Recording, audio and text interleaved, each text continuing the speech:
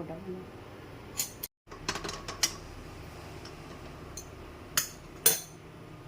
আজকে কি বানছে? ভিন্ডি ভাজা।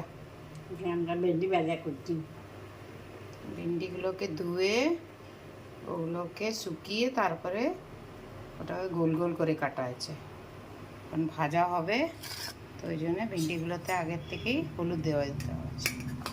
একটু হলুদ দিয়ে দিলাম, হুম তেলের ছিটাটা কম হবে। হুম তারপর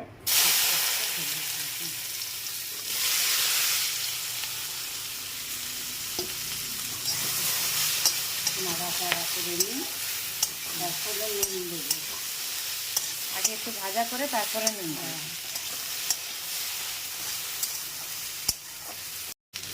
এখন আন্দাজ মতন নুন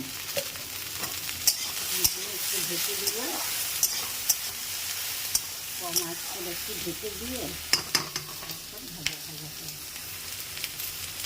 এই 3-4 মিনিটের জন্য ঢেকে দেবে। হ্যাঁ, 2-3 মিনিট হবে। তারপরে আবার ভাজা করবে। ভাজা ভাজা করে 5-7 মিনিটের মধ্যেই হয়ে যায় ভিন্ডি ভাজা। তাও এটার মধ্যে একটু জল মানে রয়ে গেছে, লেসা দেখা যাচ্ছে। পেঁয়াজ দিবে কি? না না, পেঁয়াজ খাবে। এমনি ভিন্ডি ভাজা।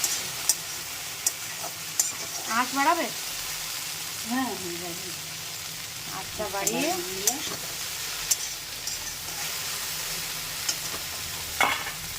তেল দিয়ে দিবে। হ্যাঁ, আর একটু তেল লাগবে। একটু তেল লাগবে, তেল দিয়ে দিলাম। তেলটা ধরে তেলটা দিই।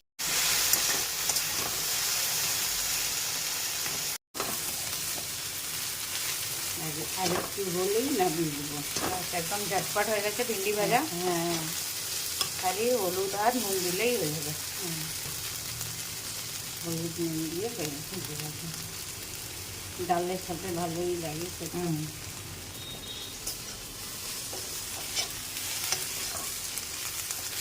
হয়ে গেছে না? হ্যাঁ, আর একটু বাস, একটুখানি হবে। বন্ধ করে দাও, এটার মধ্যেই রেখে দাও, তাহলে হয়ে যাবে। মানে এগুলো ভিন্ডিগুলোকে সাইডে করে দাও, তেলটাও বেরিয়ে যাবে আর ওটাও হয়ে যাবে। দিলাম, সাইডে করে দিলাম, তেলটা বেরিয়ে যাবে। আর যদি একটুখানি কাঁচা কাঁচা লাগে তাহলে ওটাও হয়ে যাবে। ব্যাস এমনি করে বানাবেন ভিন্ডি ভাজা, আর গরম গরম ভাত আর ডালের সাথে খাবেন। আর কমেন্ট করে বলবেন। তারপর কমেন্টস করে জানাবেন। হ্যাঁ, চলো বাই।